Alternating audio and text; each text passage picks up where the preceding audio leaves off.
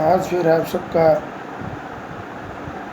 मेरे YouTube channel पे आपका हार्दिक स्वागत है। आप सब दर्शकों को मेरा प्यार भरा नमस्कार।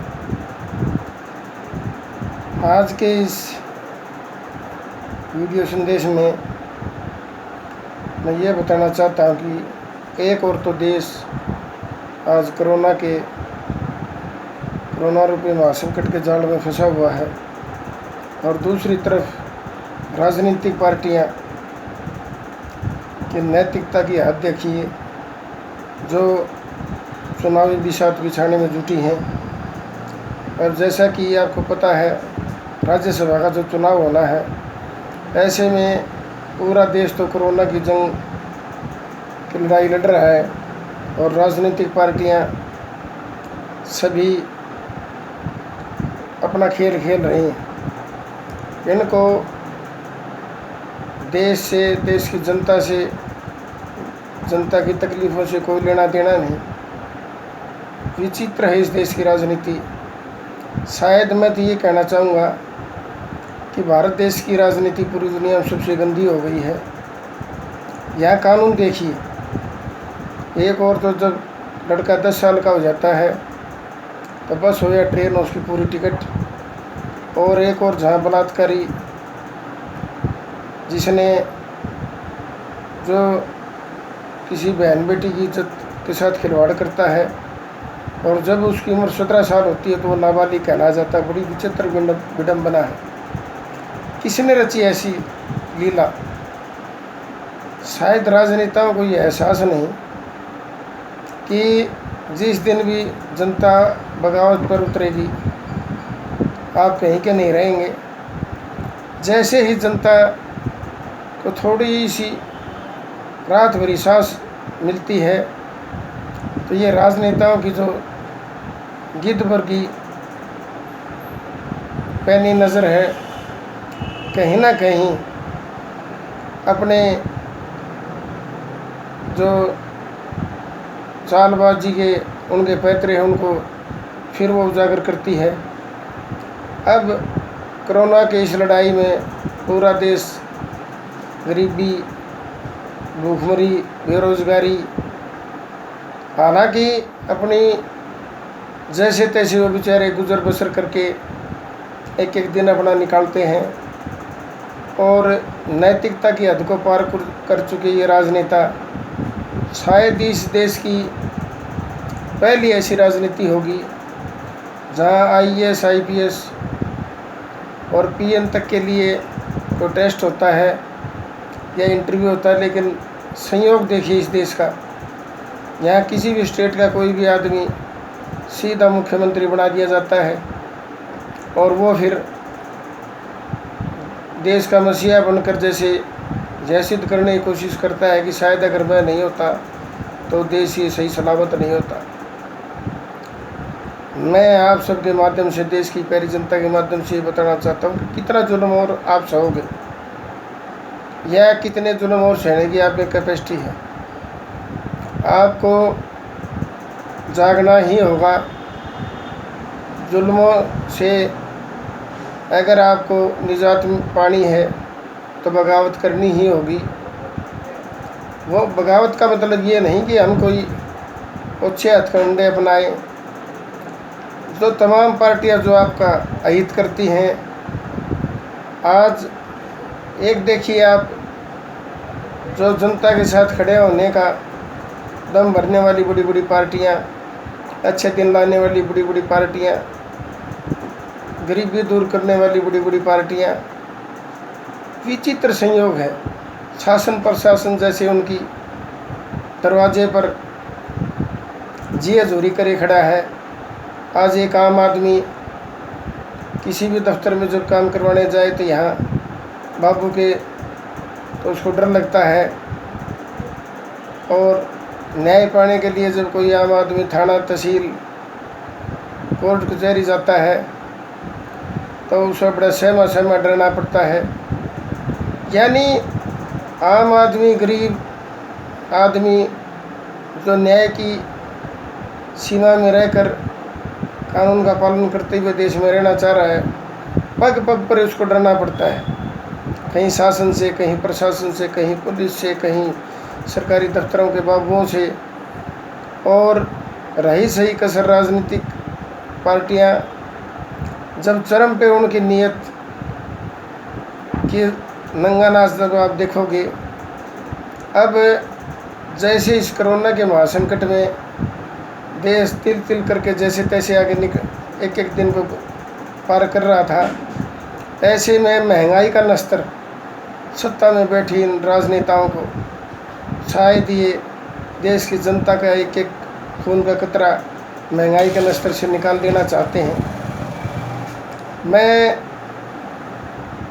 मेरी प्यारे देश की जनता से यह आह्वान करता हूँ कि आप जगने की तैयारी करो, किसी ऐसी पार्टी के भली सोच को आप अपना समर्थन दें। बदलाव हमेशा हुआ है, बदलाव जब आप निश्चय कर लोगे उसी दिन हो जाएगा। लेकिन जो पार्टियां सत्ता में बैठी हैं, इधर से उधर अपना गोलमाल करने में लगी हैं, दिन दुगनी रात चौगुनी अपने घर भरने में लगी हैं, अपने पार्टी के बैंक बैलेंस को बढ़ाने में लगी हैं, और इसी आड़ में राजनेताओं ने तो इस देश को लूटा ही, इनकी आड़ में जो कार्यपालिका है, न्यायपालिका है और मीडिया है, उसको भी आज जनता की सुध लेने की या जनता की हितों से कोई सरोकार नहीं। क्योंकि कहते हैं ना, जब बाढ़ खेत को ही खाने लग जाती है तो फिर वो खेत सुरक्षित नहीं रहता। इसी प्रकार जब आज राजनेता सत्ता में बैठे लोग सिर्फ और सिर्फ उनका यही मकसद, मैंने आपको कई बार इससे पहले भी अपनी विचारों के माध्यम से आपको बताया कि उनका एक ही मकसद है कि हम सिर्फ और सिर्फ सत्ता में बैठे रहें।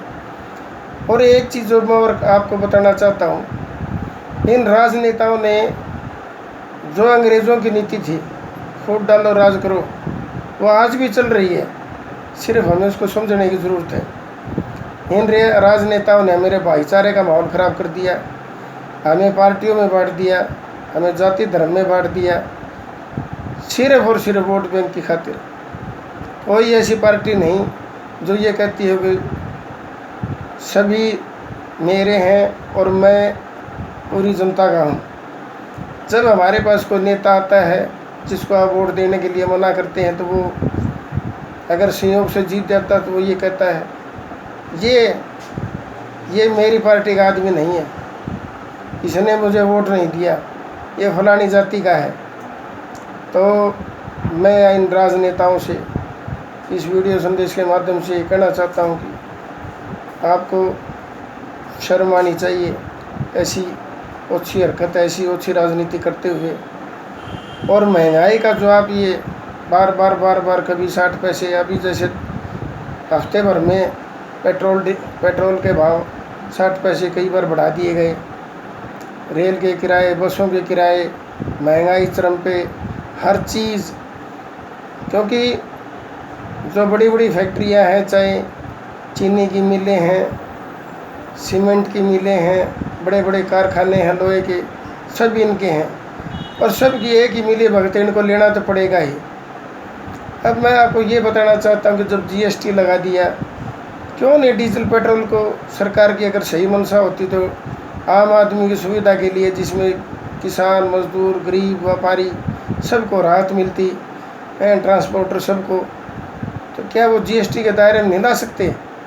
या कोई GST के दायरे में लाने के लिए किसी और उपग्रह से कोई राजनेता आएगा, वो लाएगा इसको? साथियों, देश की जनता से मैं अपील करता हूँ कि देश की मेरी प्यारी जनता, जिनकी ज़मीर मर चुका है ना, वो दिखने में तो आपके हमदर्द लग सकते हैं, लेकिन उनकी मानसिकता को आप नहीं पढ़ सकते।